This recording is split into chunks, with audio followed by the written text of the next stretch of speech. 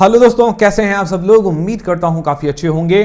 तो दोस्तों, कल रीगल रिसोर्सेज का जो आईपीओ में अप्लाई करने के लिए आखिरी दिन है, तो फाइनल अपडेट क्या है वो हम जानेंगे इस वीडियो के अंदर। जेएसडब्ल्यू का आईपीओ और ऑल टाइम प्लास्टिक्स का आईपीओ अलॉटमेंट स्टेटस आ चुका है। अब कल लिस्टिंग है, तो लिस्टिंग डे पर स्ट्रेटेजी क्या होनी चाहिए वो हम जानेंगे इस वीडियो के अंदर। ब्लू स्टोन आईपीओ आखिरी दिन था, सब्सक्रिप्शन बहुत ही फीका फीका देखने को मिला, उसके बारे में भी अपडेट लेंगे। उसके अलावा 19 अगस्त को अब 4 नए अपकमिंग आईपीओ ओपन हो जाने जा रहे हैं, एक साथ ओपन होंगे, तो उनके बारे में भी अपडेट लेंगे इस वीडियो के अंदर। वीडियो शुरू करने से पहले दोस्तों, Telegram, Instagram, WhatsApp channel free में डीमेट अकाउंट सबके लिंक डिस्क्रिप्शन के अंदर है। ऑफिशियल यूट्यूब चैनल से ही ज्वाइन कीजिए ताकि आपके साथ कोई भी फ्रॉड ना हो, क्योंकि बहुत सारे फेक चैनल्स भी बन रखे हैं। और उसके अलावा एक एक अपडेट आपको मिलता रहेगा टेलीग्राम और व्हाट्सएप पर, तो इसीलिए ज्वाइन कर लीजिए। तो सबसे पहले दोस्तों, रीगल रिसोर्सेज का आईपीओ कल आखिरी दिन है, तो फाइनल अपडेट क्या है।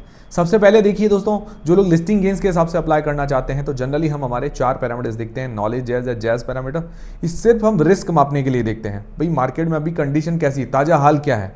बाकी ये नहीं कह रहा हूँ कि भाई इसके आपको भरोसे रहना है, ठीक है। बाकी डिसीजन आपको अपनी रिस्क, अपना एनालिसिस लगा के ही बनाना है। हमारी तरफ से कोई भी अप्लाई करने नहीं करने का डिसीजन नहीं है। तो सबसे पहली चीज जीएमपी, उसकी ग्रे मार्केट में शुरुआत से ही डिमांड 20% 20% के आसपास चल रही थी। आज की तारीख में थोड़ी सी डिमांड बढ़ी है, 30% के आसपास इसकी डिमांड चल रही है।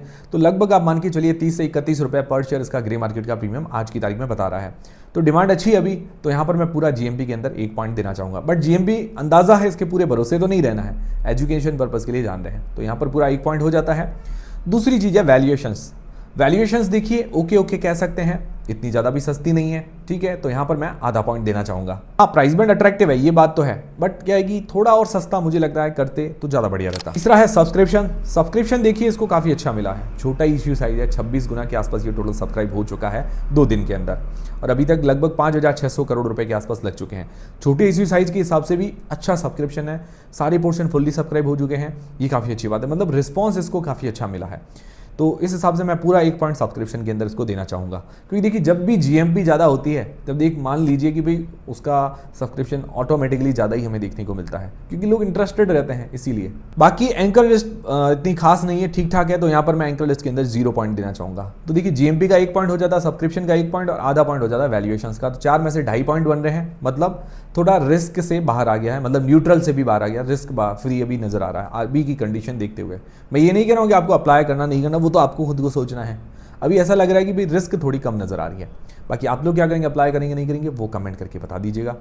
फिर दोस्तों बात करें लॉन्ग टर्म के हिसाब से, तो लॉन्ग टर्म के हिसाब से इसके पॉजिटिव्स और नेगेटिव्स दोनों ही देखते हैं, इससे थोड़ी आपकी हेल्प हो जाएगी।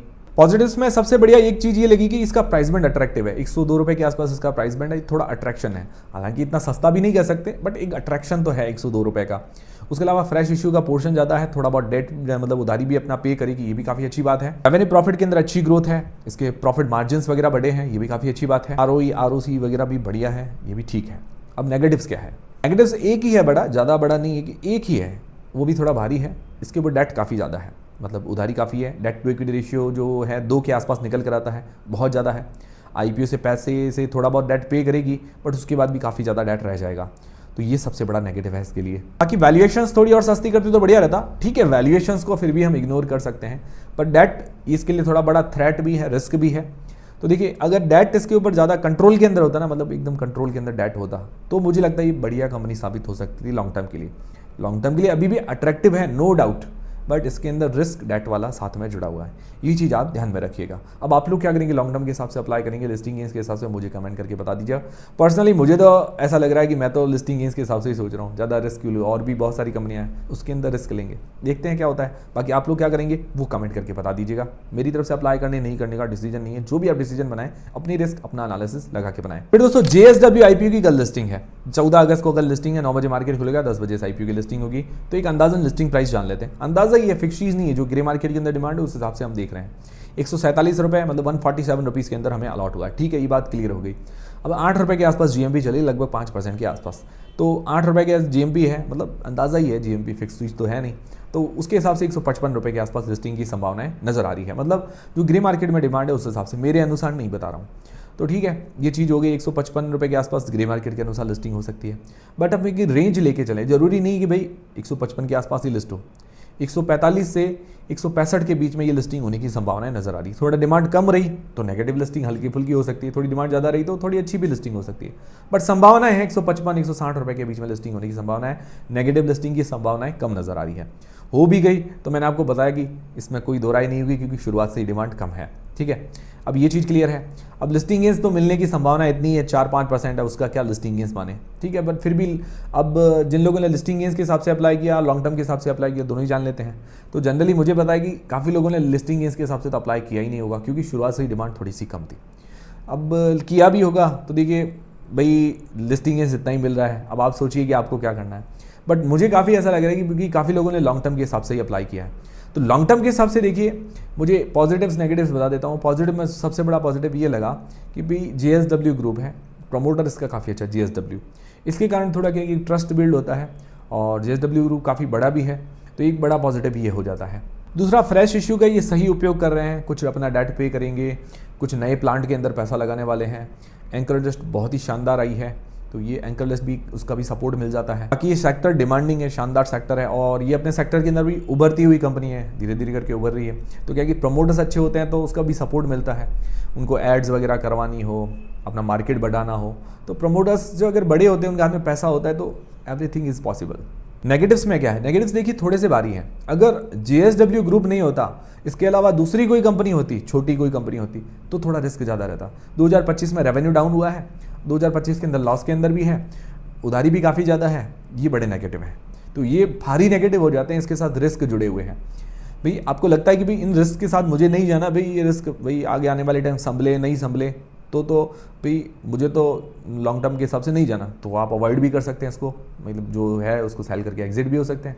फिर आपको लगता है कि भाई प्रमोटर्स अच्छे हैं, वो आने वाले टाइम में इसको आगे ले जाएंगे, तो आप इसके साथ कंटिन्यू भी कर सकते हैं। वो आपका सोचना होगा। अब आपको क्या करना है वो मुझे कमेंट करके बता दीजिएगा। मैंने सारी चीज़ें क्लियर कर दी है। सेक्टर कम्पिटिटिव है और उसके अंदर भी लीडिंग पोजीशन के अंदर ये नहीं आती है, तो ये भी बड़ा नेगेटिव है।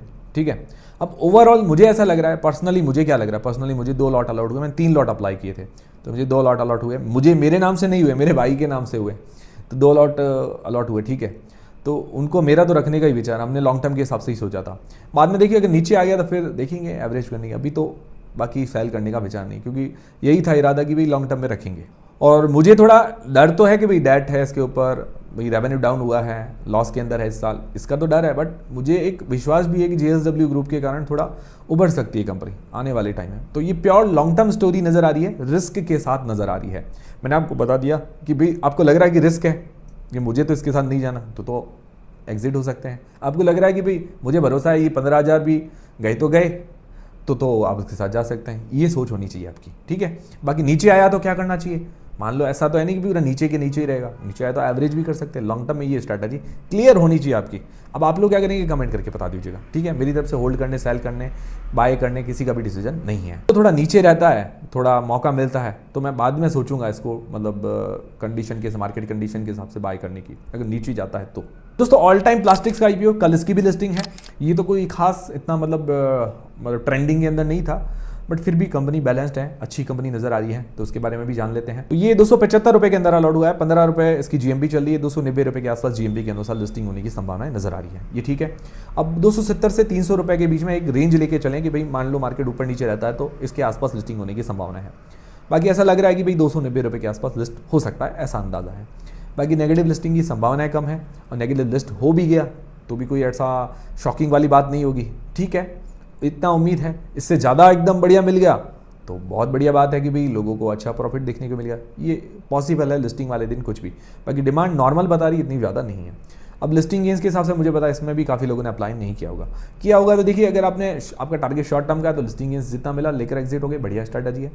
ठीक है, बाकी लॉन्ग टर्म में जो लोग रखना चाहते हैं तो पॉजिटिव्स नेगेटिव्स देख लेते हैं, हेल्प हो जाएगी आपकी। पॉजिटिव्स में ये कि सेक्टर वाइज इसके अंदर अभी कम कंपटीशन है, ज़्यादा कंपटीशन नहीं है। 2 ही कंपनियां इसके जैसी जो है लिस्टेड है, एक तो सैलो है, एक और कंपनी है। तो उसके हिसाब से देखा जाए तो कंपटीशन कम है, ये इसके लिए बेनिफिट है। और इसके प्रोडक्ट्स भी काफ़ी अच्छे हैं, दूसरे कंपनीज़ को भी प्रोडक्ट बना के देती है उनके लेबल नाम से, क्लाइंट बेस अच्छा है, ये इसके लिए थोड़ा बेनिफिट हो जाता है। रेवेन्यू प्रॉफिट के अंदर अच्छी ग्रोथ है, फ्रेश इश्यू से अपना डेट पे करेगी, 143 करोड़ रुपीज़ का डेट पे कर रही है। उसके के बाद काफ़ी हद तक इसके डेट कम हो जाएगा, ये भी काफ़ी अच्छी बात लगी मुझे। ROE ROC वगैरह बढ़िया है। और वैल्यूएशंस वाइज देखें, मतलब वैल्यूएशन PE वाइज देखें तो अपने जो पीयर कंपटीटर्स हैं उनके मुकाबले तो सही वैल्यूएशंस है, बट मेरे हिसाब से इतनी ज़्यादा सस्ती भी नहीं है। ठीक है, पीयर्स के मुकाबले पी वाइज देखें तो वैल्यूएशंस ठीक है, बट थोड़ी मुझे लगता है और सस्ती करते तो बढ़िया रहता, जो इसके लिए एक वाजिब बात होती। नेगेटिव्स क्या है? नेगेटिव्स ये है कि आईपीओ से पहले थोड़ा डेट ज़्यादा है, हालांकि आईपीओ के बाद पे कर लेगी, बट ये डेट ज़्यादा है, ये थोड़ा नेगेटिव है। दूसरा है कि वैल्यूएशंस थोड़ी और सस्ती करनी चाहिए थी, तो ठीक है, अब कोई बात नहीं। अब ओवरऑल ऐसा लग रहा है, देखिए एक डेट ज़्यादा था उसका तो ये प्रॉब्लम सुलझा रही है भाई, डेट थोड़ा पे कर रही है अपना, उसके बाद डेट कम हो जाएगा, ये अच्छी बात है। ओवरऑल अट्रैक्शन है, बैलेंस्ड कंपनी नज़र आ रही है, ना ही ज़्यादा आप इतना कह सकते हैं कि भाई वाव है, ना ही ज़्यादा एकदम डाउन है, एकदम आप बैलेंस्ड कंपनी कह सकते हैं। ठीक है, मुझे लग रहा है कि निराश लॉन्ग टर्म में नहीं करनी चाहिए, बाकी देखते हैं क्या होता है, मार्केट पर सारी चीज़ें डिपेंड करेगी। और थोड़ा डेट पर इसको अगर फोकस करती है तो आने वाले टाइम में अच्छी ग्रोथ दिखा सकती है, तो ये चीज़ है। अब आप लोग क्या करेंगे लॉन्ग टर्म के हिसाब से, मतलब होल्ड करेंगे या लिस्टिंग गेंस लेकर एग्जिट हो जाएंगे, कमेंट करके बता दीजिएगा। वीडियो देखने के बाद हेल्प हुई है तो वीडियो को लाइक जरूर करें। फिर दोस्तों ब्लू स्टोन ज्वेलरी का आईपीओ 2.70 गुना टोटल ये सब्सक्राइब हुआ है, टोटल 3 दिन के अंदर 2300 करोड़ रुपए के आसपास लगे हैं। ये जो पैसे लगे हैं ये QIBs की बदौलत ही है, 4 गुना QIBs ने सब्सक्राइब किया है, NII portion under subscribe 0.55 times, तो बहुत ही नेगेटिव बात है, मतलब कोई रिस्पांस तो देखने को मिला ही नहीं। ऐसा नहीं है कि इसकी लिस्टिंग नेगेटिव ही होगी, ऐसा जरूरी नहीं है, तो मार्केट पर डिपेंड करेगा, बट ओवरऑल रिस्पांस नहीं है इसको।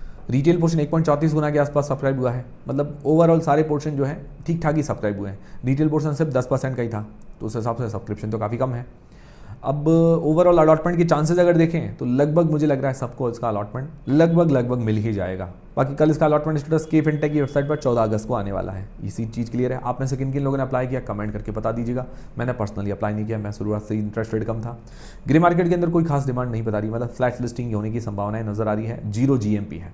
बाकी देखते हैं क्या होता है, 0 रहता है या नेगेटिव लिस्टिंग होती है या कुछ पॉजिटिव मिलता है, वो तो आने वाले टाइम में ही पता चलेगा, बट अभी की संभावनाएं लग रही है कि भाई या तो फ्लैट या नेगेटिव लिस्टिंग। दोस्तों 19 अगस्त को 4 नए अपकमिंग आईपीओ ओपन होने जा रहे हैं। श्रीजी शिपिंग का आईपीओ, इसकी GMP 12% के आसपास बता रही है, लगभग 31 रुपये पर शेयर एक अंदाजन GMP है, और इसका भी रिव्यू का वीडियो मैं डाल चुका हूँ, वो देख लीजिएगा आप। फिर दोस्तों पटेल रिटेल का आईपीओ 13% के आसपास GMP बता रही है, 36 रुपये पर शेयर, इसके रिव्यू का वीडियो कल सुबह तक आपको मिल जाएगा। फिर दोस्तों विक्रम सोलर का आईपीओ 19 से 21 अगस्त, इसका भी कल अनाउंसमेंट होगी थी डेट की, but price band market lot आज आया है, तो फेस वैल्यू 10 रुपये पर आ रहा है, काफी अच्छी बात है। 315 से 332 रुपए के बीच में इसका प्राइस बैंड रखा गया, 45 मतलब 45 शेयर्स का ही लॉट है, और इसका टोटल इश्यू साइज है 2079 करोड़ रुपए का, बड़ा इश्यू साइज है, इसके अंदर फ्रेश इश्यू का पोर्शन भी ज्यादा है।